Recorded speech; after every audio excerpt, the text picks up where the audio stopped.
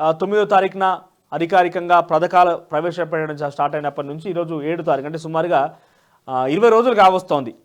20 రోజుల్లో కాంగ్రెస్ పార్టీ పరిపాలన చూసిరు, వాళ్ళ రివ్యూలు చూసిరు, మంత్రిత్వ శాఖలకు సంబంధించి వాళ్ళ సమాధానాలు చూసిరు, ప్రశ్నలు చూసిరు. మరి ప్రజలు ఏమనుకుంటారు? ఒకసారి వరప్రసాద్ పోల్బెట్ కమ్యూనిటీలో పార్లమెంట్ ఎన్నికల్లో మీ మద్దతు ఏ పార్టీకి? అది బీజేపీకా, కాంగ్రెస్కా, బీఆర్ఎస్కా? పార్లమెంట్ ఎన్నికల్లో మీ మద్దతు ఏ పార్టీకి అని చెప్పి ఒక కమ్యూనిటీలో పోల్బెట్టు. ఎందుకంటే వాటి గురించి కూడా సన్నద్ధం అవుతున్నారు. ఇటు కాంగ్రెస్ పార్టీ వేగంగా పావులు గలుపుతోంది. బీజేపీకి సంబంధించి రేపు అమిత్ షా ఎల్లుండి తెలంగాణ రాష్ట్రానికి రాబోతున్నారు. కేటీఆర్ నేను నేరుగా భేటీ కూడా అయ్యారు. సేవలో ఎంపీ టికెట్ రంజిత్ రెడ్డి కానీ కన్ఫామ్ కూడా చేసిరట. మరి ఏం జరగబోతుంది? ప్రజలు ఎవరిని కోరుకుంటున్నారు? ఇక పాత చెల్లింపులకు పైసలు ఎలా? పెండింగ్లో ఉన్న బిల్ల సంఖ్య 4.75 లక్షలు, అంటే సుమారుగా 5 లక్షల, సుమారుగా 5 లక్షల బిల్లులు పెండింగ్లో ఉన్నాయట. ఎంత వాటికి సంబంధించి ఇవ్వాల్సిన డబ్బు అంటే 40,000 కోట్లు. 40,000 కోట్ల రూపాయలు ఇవ్వాలి. 5 లక్షల బిల్లు పెండింగ్ ఉన్నాయి. గత ప్రభుత్వంలో ఉన్నటువంటి పెండింగ్ బిల్ల సంఖ్య. గ్రామ పంచాయతీలకు పోతే సర్పంచ్లు ఎవరిని మందలిచ్చినా ఏం సంగతి సర్పంచ్ సాబ్, మరి ఏంది, ఏం నడుస్తుంది, గ్రామ పంచాయతీ అభివృద్ధి ఎట్లా చేసినావు, మళ్ళీ ఎన్నికలు వస్తానే గారు ఏం కథ అంటే వాళ్ళు ఏడవలేక చచ్చిపోతున్నారు. ఏడ్చేటి చచ్చిపోతున్నారు. అరే శ్మశాన వాటిక కట్టమంటే ఒక బిల్లు ఇవ్వకపోతుంది. గ్రామ సభలకు సంబంధించి ఏంటిది అది తడి చెత్త పొడి చెత్త అని వాహనం తీసుకొచ్చి ట్రాక్టర్ పట్టుకొచ్చి అయ్యి పట్టుకొచ్చి ఆగం తీసుకొచ్చాడు. మల్టీపర్పస్ వర్కర్ల శాలరీ అక్కడనే ఇవ్వమంటారు. గ్రామ పంచాయతీ కరెంటు బిల్లు కట్టమంటారు. చూస్తేనేవో రూపాయి ఆదాయం లేదు, ఎక్కడి నుంచి ఫండ్స్ వస్తలేవు. మరి ఎట్లా చేసేది, ఏం కథ అని చెప్పి వాళ్ళు తల పట్టుకొని కొట్టుకొని ఏడుస్తున్నారు సర్పంచ్లను. ఇప్పుడు 10,000కు పై గ్రామ పంచాయతీల సర్పంచ్ ఎన్నికలు వస్తున్నాయంటే వాళ్ళు ఎట్లా ఏడుస్తున్నారంటే, అరే మా బిల్లు పెండింగ్లు ఉండే, మేము గెలిచి 5 ఏళ్ళ మాకు రూపాయి వచ్చింది లేదా, పోయింది లేదా, ఏం లేదా, మేము ఆగమైపోతున్నాం.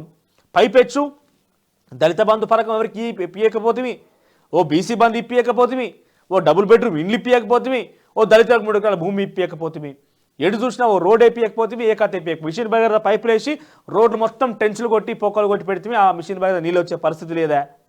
ఇవన్నీ చెప్పుకుంటా వాళ్ళ బాధ చూస్తే ఒక రకంగా చెప్పాలంటారే, ఒక సర్పంచ్ గెలిచి ఏడవనీకేనా? అసలు పాపం ఆయన ఎందుకు గెలిచిండు? పాపం ఆయన యొక్క రోదన అర్థం కాని పరిస్థితి. ఇక నిధుల సమీకరణపై సర్కార్ దృష్టి. ఎఫ్ఆర్ఎంబి నిధుల నిబంధనల సడలింపుపై ఆశలు. ఉద్యోగులు, కాంట్రాక్టర్ల వివిధ పథకాలకు సంబంధించి చెల్లించాల్సిన బిల్లులకు నిధుల సమీకరణపై కొత్త ప్రభుత్వం దృష్టి సారించింది. అన్ని ప్రభుత్వ శాఖలు కలిపి 4,78,168 బిల్లులు పెండింగ్లో ఉన్నాయి.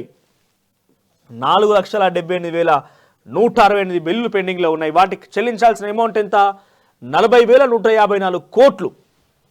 ఇక నిధుల కొరత వల్ల వీటిలో కొన్ని బిల్లు ఏడాదికి పైగా పెండింగ్లో ఉన్నట్టు ఆర్థిక శాఖ తాజాగా నివేదించింది.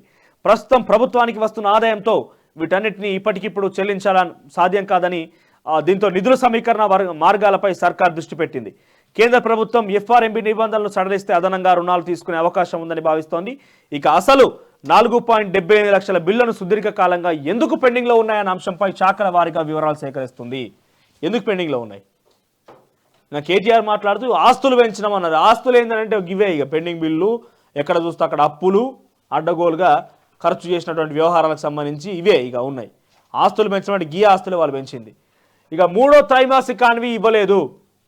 సాధారణంగా ప్రతి ఆర్థిక సంవత్సరంలో ప్రతి త్రైమాసికానికి అన్ని శాఖలకు బడ్జెట్ కేటాయింపులు జరుగుతుంది. దాంట్లో మార్చి నుంచి మనకు ఆర్థికంగా మార్చ్ 31కి ఆర్థిక సంవత్సరం ఎండ్ అయితే ఏప్రిల్ నుంచి జూన్ 3 నెలలు, తర్వాత జూలై నుంచి సెప్టెంబర్ మరో 3 నెలలు, 2వ వారంలో అక్టోబర్ నుంచి డిసెంబర్ వరకు 3వ విడత, ఇక 4వ విడత జనవరి నుంచి మార్చి వరకు, ఇట్లా 4 విడతలుగా వాళ్ళు త్రైమాసికంగా డబ్బులు విడుదల చేస్తారు.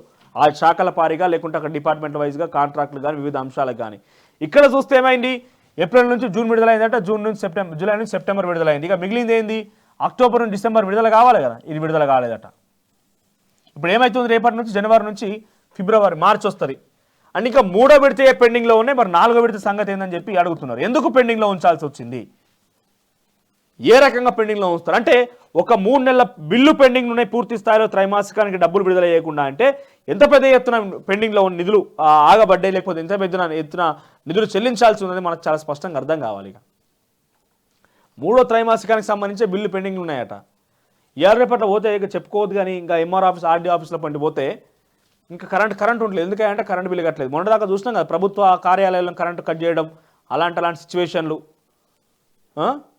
ఇవన్నీ పెద్ద ఎత్తున జరుగుతుంది. నానా హంగామా జరుగుతున్నది.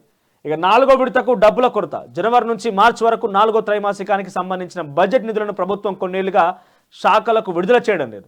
పైగా ఈ ఏడాది కొత్త ప్రభుత్వం అధికారంలోకి రావడం, శాఖల వారీగా సమీక్షలు చేస్తుండడం, లక్షల సంఖ్యలో బిల్లు ఎందుకు పెండింగ్లో ఉన్నాయని లెక్కలు అడుగుతుండడంతో పాటు 4వ త్రైమాసికానికి బడ్జెట్ విడుదలకు నిధుల కొరత కారణంగా చెల్లింపులు ఇంకా పూర్తి స్థాయిలో ప్రారంభమే కాలేదు. దీనికి తోడు ఒకవేళ ఫిబ్రవరి, మార్చి నెలలో లోక్సభ ఎన్నికల షెడ్యూల్ ప్రకటిస్తే మళ్ళీ ఎన్నికలు కూడా అమల్లోకి రానుంది. ఈ నేపథ్యంలో పార్లమెంట్ ఎన్నికలు పూర్తయ్యే వరకు బిల్లు పూర్తి స్థాయిలో చెల్లించడం సాధ్యమేనా అని చర్చ సాగుతోంది. 4వ త్రైమాసికానికి సంబంధించి అన్ని శాఖలకు నిధులు విడుదల చేయడానికి వీలుగా మరిన్ని రుణాలను తీసుకోవాలని ప్రభుత్వం యోచిస్తోంది. ఎఫ్ఆర్బిఎం నిబంధనలను సడలించి అదనంగా రుణాలు తీసుకోవడానికి కేంద్రం 4వ త్రైమాసికంలోకి అనుమతించే అవకాశం ఉందని, అదే జరిగితే బిల్లు చెల్లింపులకు నిధులు సమకూరుతాయని అధికార వర్గాలు తెలిపాయి. ఏం కావాలని అప్పులు చేయాల్సిందే. ఎఫ్ఆర్బిఎం నిధులకు సంబంధించి కొంచెం సడలింపు చేస్తే మరింత అప్పులు తీసుకొచ్చుకునే అవకాశం ఉంటే అప్పులు తీసుకొచ్చి ఈ బిల్లు కడదామనే ప్లాన్లో కాంగ్రెస్ ప్రభుత్వం ఉన్నదట.